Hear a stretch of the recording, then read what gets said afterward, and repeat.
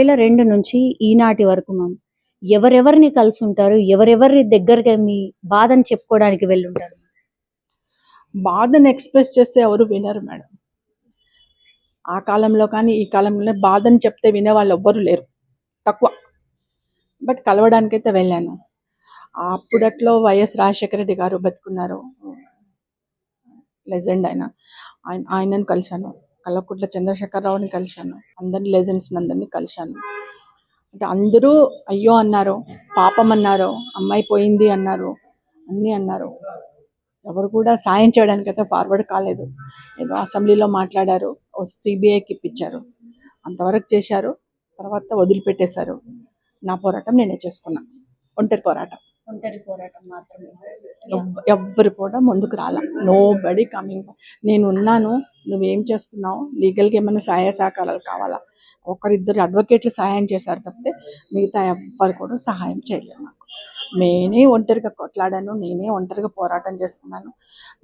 నేనే నాకున్న దాంట్లో రూపాయి ఉంటే సార్ 10 పైసలు ఇస్తాను సార్, 5 పైసలు ఇస్తాను సార్ అని అలా అడ్వకేట్తో మాట్లాడుకొని చేసుకున్నాను. ఎవిడెన్స్ కలెక్ట్ చేయడానికి ఎంత ఇబ్బంది పడ్డారు మీరు? అంటే తుడిచిపెట్టే ప్రయత్నం జరిగింది కదా? ఎవిడెన్స్ అంటే ఉంది అండి, చాలా కష్టం ఉంటుంది. ఎందుకంటే ఇది కొద్దిగా పెద్దవాళ్ళు ఇన్వాల్వ్ అయిన కేసు కాబట్టి కష్టం ఉంది. బెదిరించారు, భయపెట్టారు, ఆపడానికి ప్రయత్నం చేశారు ఎవిడెన్స్ కలెక్ట్ చేయకుండా. అప్పట్లో సిబిఐ ఎంటర్ కాకముందుకు బాగా భయపెట్టారు. బట్ నేను ఒకటే ఉద్దేశం, నా కూతురు చనిపోయింది, అది నా కూతురు, నేను కష్టపడాలనే ఉద్దేశంతో తిరిగాను. నాకు దొరికిన ఎవిడెన్స్ని సబ్మిట్ చేశాను. మీరు ఏమనుకున్నారు మ్యామ్? అంటే ప్రత్యూష ఒకవేళ బతుకుంటే మీరు అంటే ఏ స్టేజ్లో ఉండాలి? ఇప్పుడున్నటువంటి హీరోయిన్లో ఎవరితో పోలుస్తారు మ్యామ్ ప్రత్యూష ఇక్కడ ఉండేది అని? అంటే ప్రత్యూష అప్పుడే తను ఎలా అంటే ఒక రెస్పాన్సిబిలిటీ గర్ల్ అండి. తను ఏమాత్రం టైం దొరికినా రూమ్లోకి వెళ్ళి రూమ్ తలుపు పెట్టేసుకొని తనకి ఏం చేశారంటే ఒక మిర్రర్ ఏర్పాటు చేశారు రూమ్లో. ఆ రూమ్ అంతా ఖాళీగా ఉంటుంది, ఇప్పటికి కూడా రూమ్ ఖాళీగా ఉంటుంది. రూమ్ అంతా ఖాళీగా పెట్టేసి తనకు ఒక మిర్రరు, ఒక టేబుల్, ఒక తనకు కావాల్సిన అవి, ఒక స్టూల్. ఎక్కడ టైం లేకపోతే తను ఒక ఆడియో టేప్ రికార్డర్ కొన్నాను. ఆ టేప్ రికార్డర్ తీసుకెళ్ళి లోపల పెట్టుకొని తలుపు పెట్టేసుకునేది. అందులో సావిత్రి డైలాగ్స్, సౌందర్య డైలాగ్స్ ఉంటే అవి చేస్తూ తన యాక్టింగ్ చూసుకునేది మిర్రర్లో. అంటే నవ్వుతే ఎలా ఉంటాం, ఏడుస్తే ఎలా ఉంటాం, కోపంగా ఉంటే ఎలా ఉంటాం, ఎక్స్ప్రెషన్స్ ఇంకేమైనా చేంజ్ చేసుకోవాలా, అలా తను 2-3 అవర్స్ డైలీ అందులో ఉండేది. అంటే షూటింగ్స్ లేనప్పుడు తను అలా ప్రాక్టీస్ చేసుకునేది. ఇంకా తమిళ్లోకి అక్కడ వెళ్ళినప్పుడు తమిళ్ రాదు ప్రత్యూషకి. అయితే నేనేం చేసేదంటే అమ్మ అంటే నేను ఇంగ్లీష్లో అమ్మ అని రాసేది. నేను పాప వెంబడి ఉండదు కాబట్టి. ఇంగవా అంటే ఇంగవా అని రాసేది. నేను రాసి ఆ డైలాగ్స్, రేపటి డైలాగ్స్ అన్నీ వాళ్ళు చెప్తూ ఉంటే తను షూటింగ్లో ఉంటే నేను పక్కన కూర్చొని అన్నీ రాసేసుకున్నది, రేపటివన్నీ కో డైరెక్టర్తో రాసుకొని అది తీసుకొచ్చి నైట్ ఇచ్చేది ఆమెకి. అమ్మ చూసుకో అమ్మ ఒకసారి అని. నేను చెప్తూ ఉంటే తను పడుకుని ఉన్నా సరే నేను ఇట్లా హోటల్ రూమ్లో తొడ మీద పడుకోబెట్టుకొని నేను చదువుతూ ఉంటాను, నువ్వు విను అని.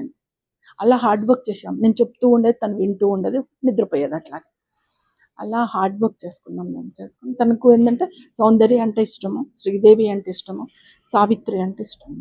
ఈ ముగ్గురివే క్లిప్పింగ్స్ ఎక్కువ చూస్తుండే. సినిమాలు కూడా అవే పెట్టుకున్నారు. అక్క తమ్ముళ్ళు ఇద్దరు గొడవ పడేవాళ్ళు టీవీ పెట్టుకొని. నువ్వు ఎప్పుడు ఆడవాళ్ళ సినిమాలు చూస్తావు, నాకు ఇది వద్దు అని వాడు. లేదు నేను ఇవే చూస్తాను. తను ఇద్దరు గొడవ పెట్టుకొని కొట్లాడుకునే వాళ్ళు, జుట్లు పట్టుకొని కొట్లాడుకున్నా. అప్పుడు నేను వచ్చి మాత్రం వాళ్ళ ఇద్దరు పంచాయతీ క్లియర్ చేసేది. అంటే తనకు అంత ఇంట్రెస్ట్. సో ఆ మూడిట్లలో ఎవరో ఒకరం కావాలి అన్నట్టుగా ఉండేది. తనకు ఊహ చేసిన ఆమె సినిమా చాలా ఇష్టంగా ఉండేది. అమ్మ ఎప్పటికైనా ఇట్లాంటి సినిమాలు నేను కొద్దిగా ఎస్టాబ్లిష్ అయిన తర్వాత నేను ఇట్లాంటి సినిమాలు చేస్తా అనేది నాకు చాలా ఇష్టం. అట్లా లేడీ ఓరియంటెడ్ అని. అంటే తను ఒక ఎయిమ్ పెట్టుకొని కష్టపడ్డది.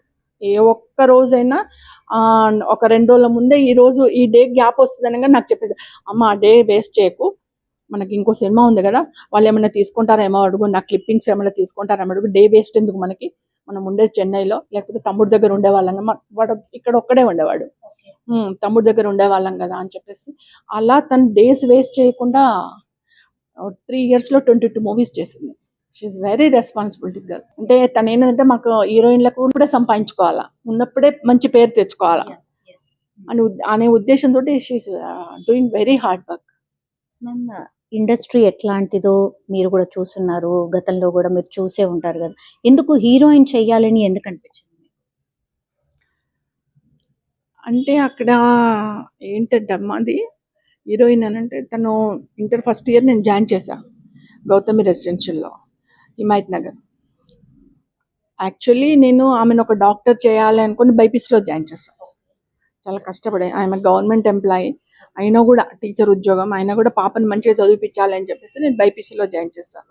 అయితే అక్కడ వాళ్ళు ఈ టీవీలలో అక్కడిక్కడ ఏమొస్తుంది, ఈ జగదేక వీరుడు అతిలోక సుందరి రాఘవేంద్రరావు గారి క్లిప్పింగ్స్ అవి యాడ్స్ వస్తున్నాయి. యాడ్స్ వస్తుంటే అక్కడ ఉన్న గర్ల్స్, అది గర్ల్స్ హాస్టల్.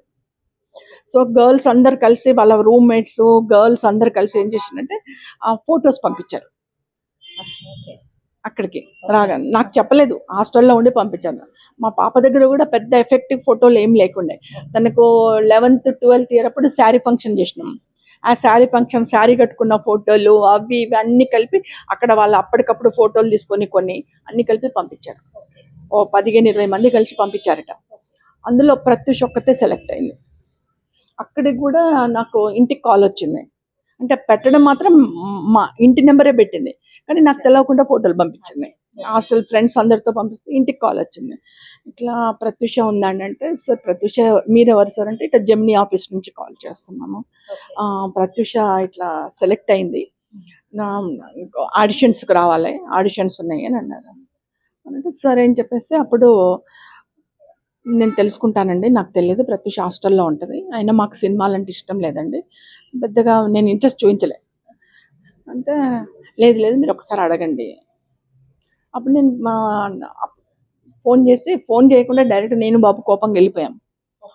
వెళ్ళిపోయి నువ్వేంది చదువుకోమంటే ఈ ఫోటోలు ఆ ఫోటోలు అక్కడికి ఇక్కడికి పంపిస్తున్నావు, అసలు నీకు ఏమీ లేదు మమ్మ, ఉట్టిగానే పంపించినాము, నాకు సెలెక్ట్ అవుతానని నేను అనుకోలే అది అంటే సరే అని చెప్పేసి ఇంకెప్పుడు ఫోటోలు పంపక ఎవరికి, చక్కగా చదువుకోను, నేను ఇంత కష్టపడి ఫీజులు కడుతుంటే నువ్వేంటిది ఇట్లా చేస్తున్నావు అని చెప్పి కోపడి వచ్చేసిన తర్వాత మా ఫ్రెండ్ ఉంది నా కొలిగ్, ఆ కొలిగ్ని అడిగిన ఇట్లా సంగతి ఏం చేద్దాము అని అంటే, నీకేమైనా పిచ్చా, ఎంతమంది వస్తే అందులో ఒక్కరికి వస్తుంది అవకాశము, మేము అప్పటికి మళ్ళీ జెమినీ ఆఫీస్ కలిస్తే 1 lakh అప్లికేషన్స్ వచ్చినాయంట.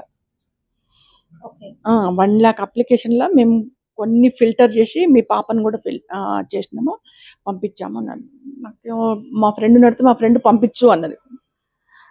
మళ్ళీ మా అన్నయ్యకి కాల్ చేశాను, రెండో అన్నయ్యకి, కొద్దిగా నాకు బాగా క్లోజ్ రెండో అన్నయ్య, ఆయనకు కూడా కాల్ చేసి అడిగా, అన్న ఇట్లా వచ్చింది ఏం చేయాలా, మా పంపాలనా వద్దా, భయం వేస్తుంది, ఫీల్డ్ కదా భయం వేస్తుంది అంటే, మా అన్నయ్య ఒకటే అన్నాడు, చూడు చెల్లె, నీకు బావ ఎప్పుడో 94లో చనిపోయాడు, నువ్వు చిన్నగా ఉన్నప్పుడు చనిపోయాడు, 2 పిల్లల్ని పెట్టుకొని లీడ్ చేస్తున్నావు, ఏదో చిన్న సాయం అంటే మేము చేయగలుగుతాం, నీకు లక్షలు అంటే మేము కూడా చేయలేం, నీ బిడ్డకు అవకాశం ఉంది, నీకు హార్ట్ అటాక్ వస్తుంది, హాస్పిటల్లో జాయిన్ కావాలని వస్తుంది, ఎప్పుడన్నా వస్తుంది, హాస్పిటల్లో జాయిన్ కావాలి, నీకు డబ్బులు ఎవరు ఇస్తారు, మేమైతే ఇయ్యలేం అన్ని లక్షలు, ఎవరు సాయం చేయరు, నీ బిడ్డ హీరోయిన్ అయిందనుకో సంపాదిస్తుంది, నీకు ఒక ఫైనాన్షియల్లీ సపోర్ట్ ఉంటుంది, ఇవాళ రేపు అంత కామన్, ఎవరి ప్రొఫెషన్ వాళ్ళు జాగ్రత్తగా చూసుకుంటే అయిపోతుంది అని మా అన్నయ్య కూడా సపోర్ట్ ఇచ్చాడు. సో అట్లా స్టెప్ వేసిండ్రా? అప్పుడు ఒక 1 month లోపల ఒక 15 days బాగా ఆలోచించి నా వెల్ విషర్స్ అందరి ఐడియాస్ తీసుకుని, అందులో మోస్ట్ పీపుల్ పంపించమని చెప్పారు. అప్పుడు మా ఫ్రెండ్ కొలీగ్ నేను ఇద్దరం కలిసి డ్రెస్ కుట్టించమంటే డ్రెస్ కుట్టించేసి 10,000 రూపీస్ పెట్టి 2 డ్రెస్సెస్ స్టిచ్చింగ్ చేయించేసి మేమే ఆడిషన్స్ తీసుకొని పోయినాం ఇద్దరం. అక్కడ 1 lakh మెంబర్స్లో అందరినీ ఫిల్టర్ చేసి లాస్ట్కు ఒక 10-15 days అయినాయి ఆడిషన్స్. పెద్ద అంటే రాఘవేంద్రరావు గారే సూపర్వైజర్ ఆడిషన్స్ అంటే, అందులో ఫైనల్గా 7 couples ఫైనల్ చేశారు. ఫైనల్గా అందులో కూడా ప్రత్యూష వచ్చేసింది, ప్రత్యూష, లయ, ఉదయ్ భాను వీళ్ళందరూ వచ్చేసారు. సో వచ్చేసిన తర్వాత ఫైనల్గా ఏం చేసిండ్రు, అందరినీ డెలీట్ చేసి 3 couples ఫైనల్ చేశారు. 3 couples-లలో లయ, ప్రత్యూష, ఆ సినిమా హీరోయిన్ ఉంది కదా రామబంటిలో ఉంటుంది హీరోయిన్, వాళ్ళ సిస్టర్ రాజేంద్ర ప్రసాద్ ఉంటారు రామబంటిలో, ఆ హీరోయిన్ సిస్టర్, ముగ్గురే ఫైనల్ అయ్యారు, అందరు డెలీట్ అయిపోయారు. లక్షలో ముగ్గురు అమ్మాయిలు 3 అబ్బాయిలు అంతే. ఫైనల్గా ఫస్ట్ అమ్మాయి వచ్చింది, సెకండ్ లయ వచ్చింది, థర్డ్ ప్రత్యూష వచ్చింది, ముగ్గురు అయిపోయారు. ముగ్గురు అయిపోయిన తర్వాత ఆ ఫస్ట్ కపుల్ను రాఘవేంద్ర గారు చేసే సినిమాకి తీసేసుకున్నారు. సెకండ్ లయ, థర్డ్ ప్రత్యూష. ప్రత్యూష అయిపోయింది. ప్రత్యూషకు అదే ఆ పెద్ద స్టార్ది మిస్ స్మైలింగ్ స్మైల్ అని ఇచ్చాడు. అదే అందుకనే కలర్ ఫేడ్ అని అట్నే పెట్టుకున్నా. ప్రత్యూష్ మిస్ స్మైలింగ్ ఫేస్ అని చెప్పేసి ఆ అవార్డు ఇచ్చారు. ప్రత్యూష్ ఫస్ట్ అవార్డు ఇచ్చారు. ఇచ్చిన తర్వాత రాఘవేంద్ర గారు సార్ని అడిగా, సార్ మాకు ఎవరు తెలియదు ఫీల్డ్లో, నేను స్కూల్ టీచర్ని, పాప కాలేజ్ గోయింగ్, మాకు ఎవరు తెలియదు సార్, ఇందులోనే వచ్చామంటే లేదు లేదు మంచి స్మైలింగ్ ఉంది, మంచి హీరోయిన్ అవుతుంది, నేను చెప్తున్నాను కదా ముగ్గురిట్లో నెంబర్ 1 హీరోయిన్ అయ్యేది ఆమెనే, చాలా మంచిగా అవుతుంది, కొద్ది ట్రైనింగ్ ఇప్పించు, యాక్టింగ్ ట్రైనింగ్. మీరు ఏ ఇయర్ది చెప్తున్నారు మ్యామ్? 98. 98. అప్పుడు she is only 16 years. 16 years. Okay. మంచి మంచి హీరోయిన్ చేయించు అని అంటే, సార్ మాకు ఎవరు తెలియదు ఫీల్డ్లో అని అంటే, చాట్ల శ్రీరాములు గారు అని ఉంటారు గురువు, ఆయన దగ్గర విజయశాంతి నేర్చుకుంది, రాధిక, శ్రీదేవి వీళ్ళందరూ ఆయన దగ్గరనే నేర్చుకున్నారు, యాక్టింగ్ నేర్పించాడు. మీ అమ్మాయిని కూడా అడిగి పంపించంటే, నాకు తెలియదు సార్ అంటే, నేను ఒక మాట చెప్తాను, ఫోన్ నెంబర్ ఇస్తున్నాను, నువ్వు ఎల్లుండి కాల్ చేయి, రేపు నేను మాట్లాడతాను ఆయనతో, నేను రికమెండ్ చేస్తాను అన్నారు. అన్నట్టుగానే నెక్స్ట్ 2 days తర్వాత పాపని తీసుకొని వెళ్ళాను. వెళ్తే ఆయన చెప్పారు, రాఘవేంద్ర సార్ చెప్పారు, నేను యాక్టింగ్ ట్రైనింగ్ నేర్పిస్తాను అన్న. బట్ నాకు ప్లేస్ లేదు, అంత దూరం మీ తార్నాక వరకు నేను రాలేను, ఇక్కడ పంజాగుట్టలో ఎక్కడన్నా ఉంటే నేర్పిస్తాను, మీరు ప్లేస్ చూసుకోండి, నేను నేర్పిస్తాను. ఆఫీస్ ఉన్నాను, జెమినీ వాళ్ళని అడిగాను, అప్పుడు జెమినీలోనే అయింది కాబట్టి కొద్ది పరిచయం అయ్యారు. సో జెమినీ వాళ్ళ దగ్గరికి వెళ్ళి, సార్ అప్పుడు పంజాగుట్టలో వాళ్ళది ఎట్లా అంటే 3 రూమ్లే ఉండే, చిన్న జెమినీ ఆఫీస్, 3 rooms. వెళ్ళి అడిగాను, సార్ ఇట్లా చాట్ల శ్రీరాములు గారు నేర్పిస్తానంటున్నారు, తార్నాక వరకు రాలేని అంటున్నారు, సార్ ఇక్కడైతే నియర్ బై కదా, నాకు ఫిలిం నగర్ దగ్గర ఉంటే నేర్పిస్తానన్నారు, ఎట్లా సార్ అని అంటే, లేదు మేము మార్నింగ్ 9:30, 10 o'clock వస్తాము ఆఫీస్కి, అంతవరకు ఖాళీగా ఉంటుంది, ఫ్రంట్ రూమ్ వాడుకోండి అన్నారు. అక్కడ వాచ్మెన్ ఉంటాడు, అపార్ట్మెంట్ వాచ్మెన్ ఉంటాడు, మీరు వచ్చి ఫ్రంట్ రూమ్ వాడుకోండి, ఫ్రంట్ రూమ్లో మార్నింగ్ 8 నుంచి 9:30 వరకు ట్రైనింగ్ ఇచ్చినా పర్లేదు అని శ్రీరామ్ సార్ను రిక్వెస్ట్ చేస్తే, ఓకే జెమినీ ఆఫీస్కి అయితే నేను వస్తాను. అట్లా ప్రత్యూషకు ఒక ఆటో మాట్లాడి ఆటోలో కూర్చోబెట్టి అక్కడికి పంపించేది. అక్కడి నుంచి మళ్ళీ రాకేష్ మాస్టర్ డ్యాన్స్, ఇక్కడ యాక్టింగ్ అయిపోగానే రాకేష్ మాస్టర్ దగ్గరికి డ్యాన్స్ పంపించేది. అప్పుడే డబ్బింగ్ జానకి ఉంది కదా, డబ్బింగ్ జానకి కూతురు కూడా చాట్ల శ్రీరాములు గారి దగ్గరకు వచ్చేది నేర్చుకోవడానికి. ఆయన ఒక 3-4 ఒక్కరితో యాక్టింగ్ నేర్పించలేం కదా, కాన్వర్జేషన్ ఉండాలి కదా, అందుకని ఒక 2 అబ్బాయిలను డబ్బింగ్ జానకి గారి కూతురు అందరినీ కలిపి ఒక 4గురికి ట్రైనింగ్ ఇచ్చాడు. అక్కడ ట్రైనింగ్ ఇచ్చారు. ట్రైనింగ్ ఇచ్చిన తర్వాత తను అప్పుడు మోహన్ బాబు గారు కాల్ చేశారు. సినీ రంగ ప్రవేశం అక్కడ నుంచి మోహన్ బాబు గారి దగ్గర నుంచి, రాయుడ్ దగ్గర నుంచి ఎంటర్ అయింది పాప, అక్కడే ఫైనల్ అయింది. మ్యామ్ ఈ సిద్ధార్థ్ రెడ్డి ఇక్కడ ఏ ఇయర్ నుంచి ఎంట్రీ అయినట్టు? మరి అది ఇంటర్ ఫస్ట్ ఇయర్ అక్కడే కాలేజ్లోనేనా? కాలేజ్ అంటే కాలేజ్ గోయింగ్ అదే, అంటే కో ఎడ్యుకేషన్ లో పాప క్లాస్మేట్. అక్కడ అంటే నాకు తెలిసింది పాప హీరోయిన్ ఎస్టాబ్లిష్ అయిన తర్వాత తెలిసింది. సో అప్పుడు పాప చెప్తే నేను కూడా వెంబడే ఫార్వర్డ్ కావడం బాగుండని చెప్పి కన్విన్స్ చేసిన, అమ్మ నువ్వు ముందు డెవలప్ గా, మంచి హీరోయిన్గా, అతను కూడా ఎడ్యుకేషన్ చేసుకొని, చిన్న ఎడ్యుకేషన్ ఇప్పుడు డిగ్రీలో ఉన్నాడు, నువ్వు ఎస్టాబ్లిష్గా మంచి హీరోయిన్గా, అతను కూడా మంచి ఎడ్యుకేషన్ చేసుకుంటే ఏదైనా జాబ్ చేసుకుంటాడు, లేకపోతే ఏదైనా కంపెనీ పెట్టుకుంటాడు, నువ్వు బాగా డబ్బులు సంపాదిస్తే అతను కంపెనీ పెట్టుకుంటాడు. సో ఇలా మీరిద్దరు సెట్ అయిపోతే మాకు సంతోషంగా ఉంటుంది, తొందరపడకండి, మీరు నువ్వు ఎస్టాబ్లిష్ అయ్యే వరకు ఇదే కంటిన్యూ, ఇదే ఇంటిమసీ, ఇదే ఫ్రెండ్షిప్ కంటిన్యూ అయితే నేను తప్పకుండా యాక్సెప్టెన్స్ ఇస్తాను అని చెప్పేసి తను ఓకే చెప్పింది. తను అదే విధంగా కంటిన్యూ, వాళ్ళ ఇంట్లో ఒప్పుకోకుండా వాళ్ళు కొద్దిగా అబ్బాయికి ఇన్ఫీరియారిటీ కాంప్లెక్స్ వచ్చేసింది.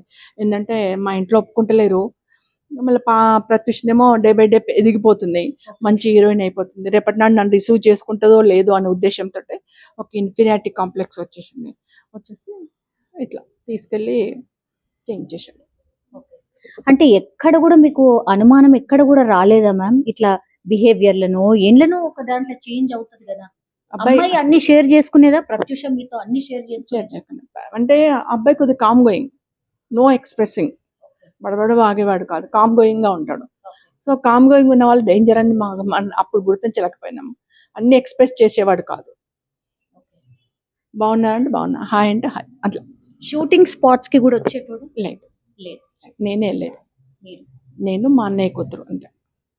ఓకే. ఎట్లా సో ఎక్కడ కూడా ఎవరికి కూడా డౌట్ రాలే, అంటే ఇన్సిడెంట్ జరిగే రోజు కూడా మీకు ఎక్కడ డౌట్ రాలేదు. డౌట్ రాలేదు. ఓకే. వాళ్ళ ఫ్రెండ్స్ తోని కూడా కలిసి వెళ్ళేదా ప్రత్యూష? అంటే సిద్ధార్థ్ వాళ్ళ ఫ్రెండ్స్ తోని కూడా కలిసి వెళ్ళేదా అప్పుడప్పుడు ఔటింగ్ లని బయటకు గానీ? లేదండి, లేదు. తనకి టైం ఉండేది కాదు. ఓకే. Is very busy. అంటే నేను చెప్తున్నాను కదా, హాఫ్ డే 1 డే ఉన్నా కూడా షూటింగ్ కావాలి అనేది. మొత్తం కెరీర్ మీదనే కెరీర్ కాన్సన్ట్రేషన్ మీదనే కాన్సన్ట్రేషన్. ఎప్పుడైనా టైం ఉంటే సిద్ధుతో హాఫ్ అన్ అవర్ పోయేసి వస్తా అట్లా అని చెప్పి హాఫ్ అన్ అవర్ అట్లా తిరిగి అమ్మ నేను ఇంటికి పోతున్నా అని చెప్పి మరి గబుక్కుని వచ్చేది. అలాంటి గర్ల్ ఆమె. ఓకే. ఎక్కువ అవుట్స్ పోవడము, అసలు టైం ఉంటే అవుట్స్కి వెళ్ళడం అసలు నో టైం. సో మీ పర్మిషన్ తోనే వెళ్ళేది వెళ్ళేటప్పుడు అంతే. కూడా. సో మరి ఆ రోజు మ్యామ్ నాకు 1000 రూపాయలు, నాకు 2000 నేను డ్రెస్ కొనుక్కొచ్చుకుంటా, నాకు 5000 గాగ్రా చోలి కొనుక్కొచ్చుకుంటా, అలా నన్నే డబ్బులు తీసుకొచ్చి తనకు వచ్చిన రెమ్యునరేషన్ కూడా తీసుకొచ్చి మొత్తం నాకు 5000 అనేది. అందులో మళ్ళీ తమ్ముడికి కూడా అకౌంట్, మళ్ళీ తమ్ముడి దగ్గర పోయి తమ్ముడు నాకు మమ్మీ 5 ఇచ్చింది నీకు 1 ఇస్తున్నా అని చెప్పి తమ్ముడికి 1 చేతిలో పెట్టిపోయేది. అలాంటి రెస్పాన్సిబిలిటీ కదా, అన్ని ఖర్చు పెట్టాలా, ఎంజాయ్ చేయాలా, అంటే తను ఒక రెస్పాన్సిబిలిటీ. మేము మిడిల్ క్లాస్, ఎస్టాబ్లిష్ కావాలా, సెట్ కావాలా, డెవలప్ కావాలా, ఆ ఎయిమ్తో ఉన్న గర్ల్. అందుకే ఇంత బాధ అవుతుంది నాకు. Yes, ma'am.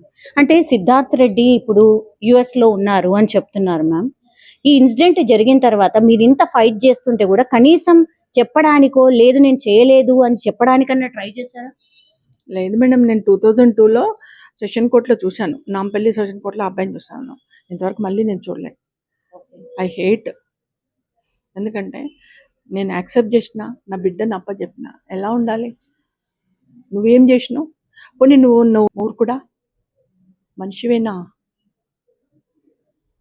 నరరూప రాక్షసుడినో, ఎంత కర్మ చేసినావో అంత పాపం కర్మ అనుభవిస్తావు తప్పకుండా. కర్మ అనుభవించాల్సిందే. నేనైనా మీరైనా ఎవరైనా కర్మ అనుభవించాలి. చెడైనా మంచిగా అనుభవిస్తారు. టిల్ డెత్ లోపల తప్పకుండా అనుభవిస్తారు. ఒకప్పుడు ఇక్కడ పాపం చేస్తే మన పైకి పోతే అనుభవిస్తారు. ఇప్పుడు అట్లా కాదు, ఇక్కడ పాపం ఇక్కడే అనుభవిస్తారు. ఇది కలికాలం, అనుభవిస్తారు తప్పకుండా. మీరు ఇప్పుడు సుప్రీంకోర్టు హియరింగ్ ప్రకారం అయితే 4 వారాల్లో ఖచ్చితంగా రావాలి సిద్ధార్థ్ రెడ్డి. వస్తాడు అనుకుంటున్నారా? ఐ డోంట్ నో, నేను ఎట్లా చెప్పగలుగుతానండి. సుప్రీంకోర్టు ఆర్డర్స్ ఉన్నాయి. I'm not a legal expert కాదు, అడ్వకేట్ కాదు. వాళ్ళు ఏం ఆలోచిస్తున్నారో మనకు తెలియదు. బట్ సుప్రీంకోర్టు ఆర్డర్ ఉంది ఆన్ ది స్పాట్ సరెండర్ అని. సో సరెండర్ కావాలి. మరి అడ్వకేట్స్ వాళ్ళు అపాయింట్ చేసుకున్న అడ్వకేట్స్ ఏం ఆలోచిస్తారో మనకు తెలియదు కదా. Still wait. రాకపోతే కోర్టులో అయితే ఏదో ఒకటి వేయాలి కదా, పిటిషన్, కౌంటర్, ఏదో రీజనో ఏదో దాన్ని బట్టి మనం ఎలా అలర్ట్ కావాలన్నది ఆలోచన. వాళ్ళు కోర్టుని ఏ విధంగా సంప్రదిస్తారనే దాని మీద మనది కూడా ఉంటుంది కదా. Thank you so much.